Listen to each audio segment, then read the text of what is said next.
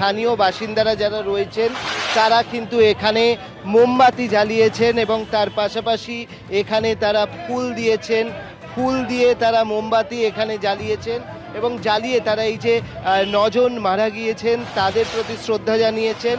এবং এই হোটেল কিছুক্ষণ আগে দমকলের যারা রয়েছেন তারা এসেছিলেন, তারা এসে সিল করে দিয়ে গেছেন। যারা মোমবাতি জ্বালিয়েছেন স্থানীয় বাসিন্দা, তাদের সঙ্গে কথা বলবো। কি বক্তব্য আপনাদের যে এরকম একটা দুর্ঘটনা হলো, আপনারা ছিলেন সারা রাত, কি বক্তব্য? हम लोग आज यहाँ पर शाम का टाइम में मौन करने के लिए आए थे। जिन लोगों का मृत्यु हुआ है उन लोगों के लिए एक तकलीफ है। कल से जो हम लोग जो सिनेरियो कल से देख रहे थे उसी के लिए आए थे कि उनका शांति के लिए और लोगों को मैसेज दिया जाए कि चलो ठीक है, अभी जो हुआ सर उसका तो सबको ही अफसोस है, पूरा कलकत्ता शहर को अफसोस है। हमारे घर में हमारी माँ, हमारी बहन, हर किसी को দেখো আফসোস আছে এবং সেই কারণে তারা এরকম একটা মোমবাতি মিছিল করেছেন এবং ফুলের মালা তারা সাজিয়ে দিয়েছেন।